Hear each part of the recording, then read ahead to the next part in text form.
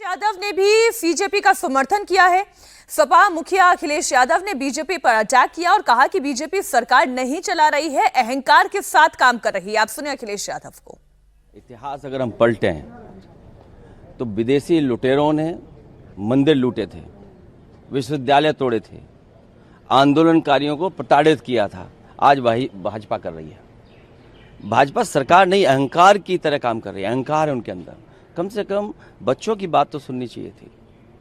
NEET में इतना बड़ा घोटाला हुआ, घपला हुआ, आज भी लोग सवाल खड़े कर रहे हैं। तो कैसी सरकार है? क्या यही अमृतकाल है? अभी हम लोग विचार करेंगे। इस बीच एक बड़ी खबर आपको और दे दूं, सोनम वांगचुक ने अपना अनशन खत्म करने के लिए कुछ शर्तें रखी हैं। उन्होंने सोशल मीडिया पर अपनी चिट्ठी पोस्ट करते हुए इन शर्तों के बारे में बताया है। चिट्ठी में 3 पॉइंट है। पहली शर्त यह है कि सरकार शिक्षा व्यवस्था में हाल की नाकामियां और पेपर लीक वगैरह की जिम्मेदारी ले। दूसरी, सोनम वांगचुक और बीजेपी की लीडरशिप संसद तक पहुंचने के लिए जो मांग कर रही है उन्हें जाने दिया जाए। और तीसरी ये कि वहां अलग अलग पार्टियों के सांसद और नेता ये भरोसा दिलाएं कि वे अब संसद में इस मुद्दे को उठाएंगे और अगर उनकी सेहत या दूसरी वजहों से ऐसा करना मुमकिन ना हो तो अलग अलग पार्टियों के सांसद और नेता अस्पताल में आकर चिट्ठी में बताई गई बातों का भरोसा दिलाएं। अब मैं अपने संवाददाताओं पर जाने से पहले एक बार स्टूडियो में जल्दी से चर्चा कर लूं थोड़ी देर में, चूंकि प्रधानमंत्री नरेंद्र मोदी का भी मीडिया को संबोधन होने जा रहा है, वो मॉनसून सत्र को लेकर होगा। आज की ये तस्वीर क्या बता रही है? देखिए, ये कोई एक क्षण होता है किसी भी आंदोलन में, जिस क्षण के का वो जो क्षण होता है वो एक उत्प्रेरक का काम करता है, कैटलिस्ट का। यहाँ वो जब उनके सोनम वांगचुक को उठाया गया, दिल्ली पुलिस उठा करके ले गई, वो एक क्षण था जिसने इस आंदोलन की दिशा बदल दी। अब ये कोई कॉकरोच जनता पार्टी का प्रदर्शन नहीं है। ये सोनम वांगचुक के प्रति जो सहानुभूति है लोगों की, उनके प्रति जो उनके इस आंदोलन के प्रति जो लोगों का भरोसा है, ये उसको प्रतीकित करता है। पहली बार दिख रहा है। ये देखिए, किसान आंदोलन में भी ऐसा एक क्षण आया था जब राकेश टिकैत के आंसू निकले थे। और उस दिन रात में हम लोगों ने देखा कि ट्रैक्टर की आवाज दिल्ली के दूर दूर तक, दिल्ली तक सुनाई दे रही थी, दिल्ली के अंदर तक, जब लोग आए थे उनके आंसू देख करके। तो ये उठाया जाना वो क्षण था। और उसके बाद ये लोगों की भीड़ बढ़ी। ऐसी भीड़ कभी नहीं आई। आपने ठीक कहा कि 28 जून से प्रदर्शन चल रहा है, इस बीच कभी इतनी भीड़ नहीं आई थी और स्वयं स्फूर्त भीड़ आ रही है। इसमें कॉकरोच जनता पार्टी का कोई लेना देना नहीं है। पहली बात तो ये है।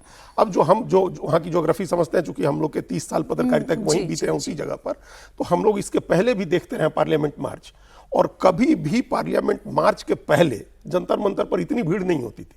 200-500 लोग होते थे जिनको पुलिस रोक देती थी बैरिकेडिंग करके।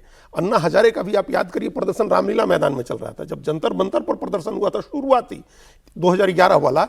उस समय जनवरी में पहला हुआ था, उसके बाद मार्च में हुआ। तब भी ये पार्लियामेंट मार्च का ऐलान नहीं था। वहां बैठे हैं, वहीं से अपना चले गए।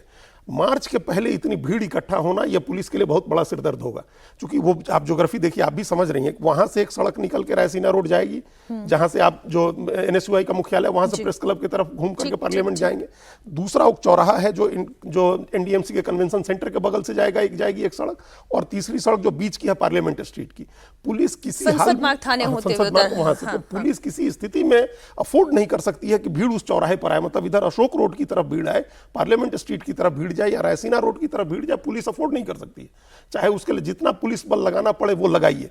और सबसे सेंसिबल बात इसमें सोनम वांगचुक की बात है, जो उन्होंने कहा है अभी तुरंत सरकार की तरफ से पहल होनी चाहिए, और जो लोग हैं, जो लीडर्स हैं, उन लीडर्स के साथ बातचीत करके उनको पार्लियामेंट की तरफ ले जाइए। मतलब भीड़ को छोड़ दीजिए। और सोनम वांगचुक ने जो पहली शर्त दी है ना कि हमारे लोगों को ले जाए, तो 5 लोग चुन लीजिए आप, उसमें 5 लोग चुन लिए जाएं, 5 लोगों को ले जा करके और जिससे मिलवाना है उसे मिलवाया जाए। इसमें बल प्रयोग करने से बात और बिगड़ेगी। ये तो अस्पताल जाकर भी नेता मिल सकते हैं सोनम वांगचुक से। बिल्कुल मिल सकते हैं, लेकिन अब सरकार नहीं जाएगी। सरकार को अगर जाना होता तो सरकार पहले विपक्ष जा सकती है। हाँ, विपक्ष के लोग तो जंतर मंतर पर भी जा ही रहे थे। विपक्ष के लोग जा रहे थे, विपक्ष के लोग अभी आंदोलन में शामिल होने भी आ सकते हैं। लेकिन ये एश्योरेंस, और सरकार किसी हाल में, सरकार कैसे जाकर के अपने कमी स्वीकार करेगी? अब मैं इसका एक और हिस्सा जो है सोनम वांगचुक के अनशन के खत्म होने का, क्या सोनम वांगचुक का अनशन खत्म होता हुआ दिखाई दे रहा है? ऐसी संभावना अब दिखाई दे रही है कि ये आज खत्म हो सकता है।